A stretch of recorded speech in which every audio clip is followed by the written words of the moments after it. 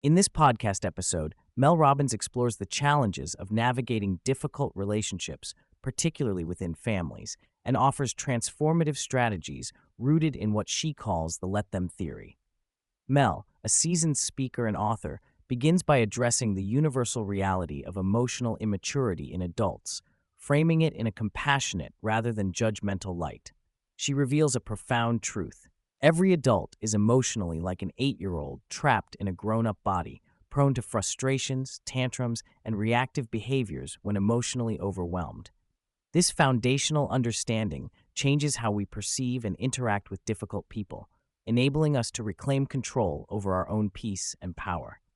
Mel explains that emotional immaturity is widespread because emotional regulation is a skill, not an innate quality. Adults often default to childlike responses, sulking, withdrawal, silent treatments, or outbursts, because their brains react first to emotional flooding with a survival mode response, often called an amygdala hijack.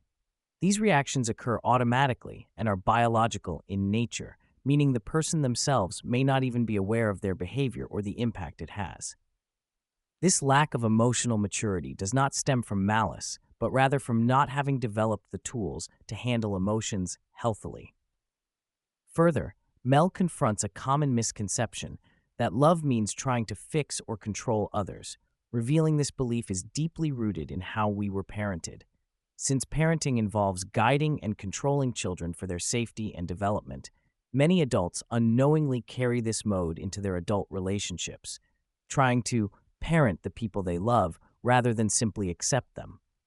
Real love, Mel asserts, requires seeing and accepting people exactly as they are, including their imperfections and emotional limitations, without trying to change them.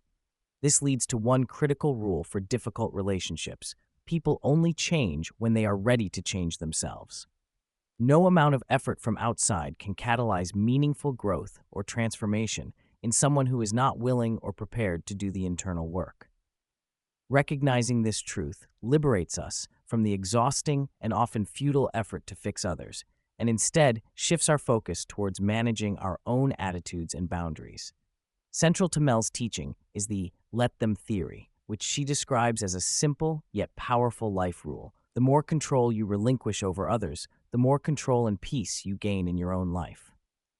This means consciously choosing to let people be who they are, with their thoughts, behaviors, opinions, and emotional baggage, without trying to micromanage or fix them. By embracing let them, you free yourself from the burden of carrying other people's moods or dysfunction.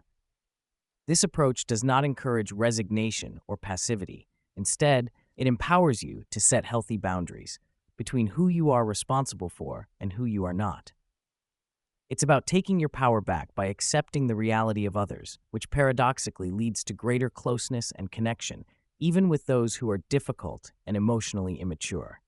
At the same time, let me is about focusing on what you can control: your time, your thoughts, your responses, and your energy. Mel emphasizes that this internal focus helps you stay grounded amidst family drama and emotional chaos. For example, you can decide how long to stay at a family gathering and which topics are off limits for conversation.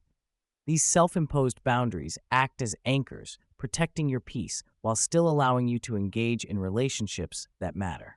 The episode delves deeply into the unique stressors involved in family relationships, where expectations, history, and emotional closeness often fuel tension. Mel brings up common family challenges such as relatives dominating conversations, passive-aggressive sarcasm, silent treatments, and guilt-inducing behaviors. She recognizes how exhausting it is to brace for conflict or to tiptoe around emotionally immature family members, but offers a refreshing alternative through the let them theory. Mel advises against reacting by venting, a common impulse that feels like relief but, according to extensive psychological research, actually worsens anger and reinforces negative thought loops. Instead of pouring gasoline on the fire, you are encouraged to practice emotional restraint. Observe your rising feelings without fueling them, and choose mature responses, such as redirecting the conversation or calmly stating, "I see the facts differently," to diffuse potential arguments. This mindful approach redefines what it means to show up for family. When you go in with clear intentions, such as simply wanting to be present rather than fix or judge, you release the need to control the situation. Mel models this by describing scenarios like holiday gatherings where the host's stress triggers others' emotional outbursts. Understanding the host's need for appreciation helps you respond with kindness and go with the flow, creating a more harmonious atmosphere.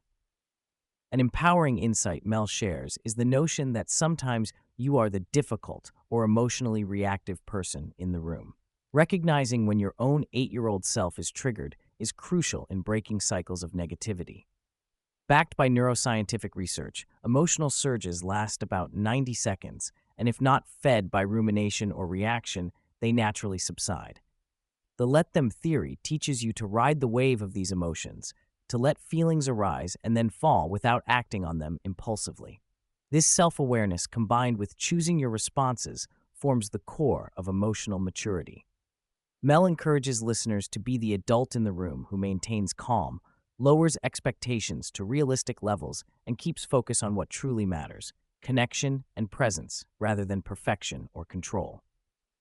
Ultimately, Mel highlights that learning to accept family members as they are, including their unresolved issues, emotional immaturity, and limitations, is the gateway to peace and deeper connection. This acceptance doesn't mean settling for less than you deserve or tolerating harmful behavior, but rather understanding that many people have not done the work to heal or regulate their emotions and thus cannot meet you where you want them to. By embracing this perspective, you reclaim your power to shape the relationship through your own attitudes and actions rather than futile attempts to change others.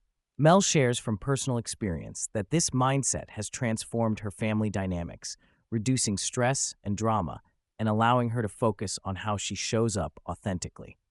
She closes with a heartfelt reminder: you are more powerful than you realize.